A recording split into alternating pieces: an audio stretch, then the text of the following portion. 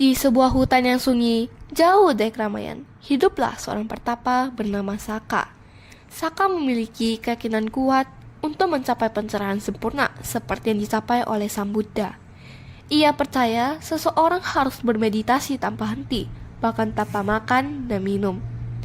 Dengan melemahkan tubuhnya, ia dapat mengendalikan hawa nafsu dan mencapai ketenangan batin yang mendalam. Namun, benarkah jalan yang ia tempuh ini, ataukah ia telah melangkah terlalu jauh? Tubuhku mulai bergetar. Rasa tubuhku lemah karena tak makan dan minum. Apakah cara ini benar? Tubuh ini hanya fana. Tak lama lagi tubuh ini akan lenyap. Pencerahan hanya dapat tercapai dengan mengalahkan tubuh yang fana ini. Meski Maha tanpa ragu, ia tetap melanjutkan meditasi bersama Saka. Saka, aku tak bisa lagi melanjutkan ini. Aku merasa tubuhku tak mampu bertahan lebih lama. Mungkin kita harus berhenti sejenak dan berpikir ulang. Tidak, Maha. Ini adalah jalan yang benar. Kita harus bertahan lebih lama agar mencapai pencerahan yang sempurna. Maha terdiam sejenak, merasa khawatir dengan keadaan Saka. Kemudian, ia akhirnya berbicara. Saka, aku sudah tidak bisa lagi melanjutkan jalan ini. Aku khawatir kita malah akan merusak tubuh kita. Aku akan pergi, tapi aku ingin kamu tahu bahwa ini bukanlah cara yang benar untuk mencapai pencerahan. Maha berdiri dan berjalan meninggalkan Saka. Maha pergi dengan penuh kebingungan dan keraguan. Saka masih bertahan meski tubuhnya semakin lemah.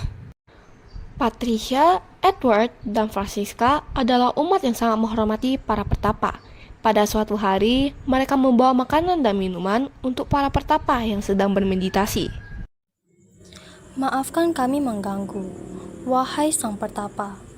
Kami membawa makanan dan minuman, sudi kiranya untuk menerimanya. Godaan telah datang, tetapi hati ini tidak akan goyah. Tuan, dengan menyiksa diri tanpa makan dan minum seperti ini, tidakkah itu terlalu berlebihan?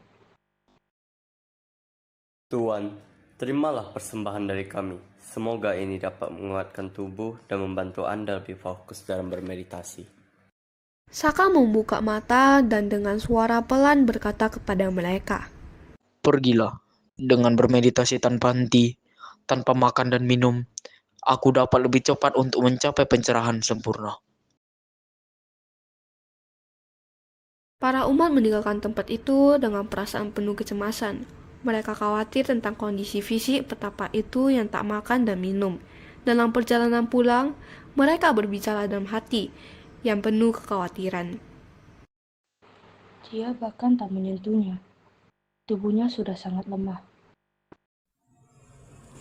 Aku tak bisa berhenti memikirkan wajah pertapa itu. Betapa menderitanya dia. Dia butuh pertolongan, bukan hanya makanan, tetapi juga pandangan yang benar.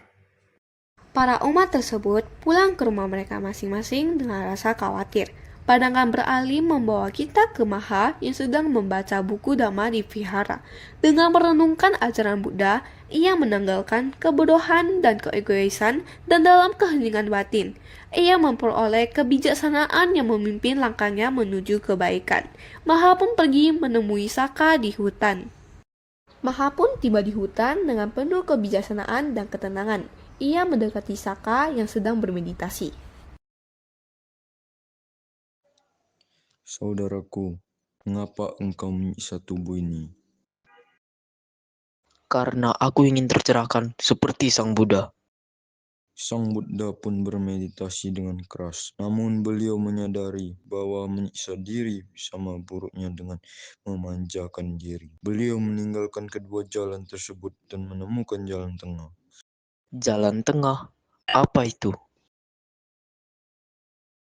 Jalan tanpa penyiksaan dan kemelekatan, disiplin, kebijaksanaan, welas asih. Jalan ini adalah jalan menuju pencerahan yang sejati. Kakak terdiam, mulai merenung tentang apa yang telah ia jalani selama ini. Selama ini, aku berjalan di ujung, bukan di tengah. Wahai Maha, mohon jelaskan lebih dalam tentang jalan tengah ini, agar aku lebih mengerti. Tata Gata mengajarkan agar kita menghindari dua ekstrem, pencarian kenikmatan indrawi yang merusak dan penyiksaan diri yang sia-sia. Jalan tengah yang beliau temukan bahwa kedamaian dan nibbana. Tanpa tubuh yang sehat, tidak ada ketenangan batin. Ingatlah, kesucian datang bukan dari penderitaan tubuh, tetapi dari kebebasan batin. Hari ini, aku telah menemukan jalan yang benar, sebuah jalan tengah yang telah disempurnakan oleh Sang Buddha. Kakak pun mengucapkan terima kasih dengan penuh penghormatan. Waisa bukan hanya tentang kelahiran Sang Buddha, namun juga tentang kelahiran kebijaksanaan dalam diri setiap makhluk. Dalam terang Dhamma, kita diajak untuk memahami bahwa kebenaran sering ditemukan di tengah, bukan di ujung penderitaan atau di puncak kenikmatan. Saudara-saudari sedama, melalui cerita drama Cahaya di Tengah Jalan, kita dapat mempelajari bahwa kebijaksanaan tidak akan timbul dari suatu penderitaan dan pencerahan tidak akan datang dari praktik penyiksaan diri. Di dalam ajaran Sang Buddha, kita diajarkan untuk meninggalkan dua jalan ekstrim, kesenangan indriawi dan penyiksaan diri. Dan berjalan jalan tengah, sebuah jalan yang penuh dengan kebijaksanaan, welas asih, dan keseimbangan. Di hari suci Waisak ini, Marilah kita jadikan kehidupan kita sebagai ladang kebajikan, tempat di mana Dhamma tumbuh, dan terang batin menjadi pelita dalam kegelapan dunia. Kami dari OSIS SMP dan SMA Insinyur Haji Juanda mengucapkan Selamat Hari Trisuci Waisak 2569 di era tahun 2025. Sabe Sata Bhavantu Sukhitata. Semoga semua makhluk berbahagia. Sadu, sadu, sadu.